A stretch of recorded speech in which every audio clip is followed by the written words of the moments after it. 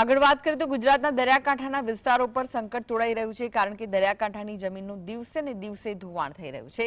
સાથે જ જમીનમાં ખારાશનું પ્રમાણ પણ વધ્યું છે, જેથી દરિયા જાણે કે ગુજરાતને ગળી રહ્યો છે તેવું ચિત્ર ઉપસી રહ્યું છે. કેન્દ્રીય જળશક્તિ મંત્રાલયના રિપોર્ટમાં ખુલાસો થયો છે કે ગુજરાતના દરિયાકાંઠે 765 કિલોમીટરનું ધોવાણ થયું છે. સૌરાષ્ટ્રના દરિયાકાંઠાના 534 ગામોમાં પણ 700 થી 120 હેક્ટર જમીન ખારાશના લીધે પ્રભાવિત થઈ હતી. જો આ સ્થિતિ રહી તો ગુજરાતના નકશો ભૂગોળ બદલાઈ જશે તે દિવસો હવે દૂર નથી.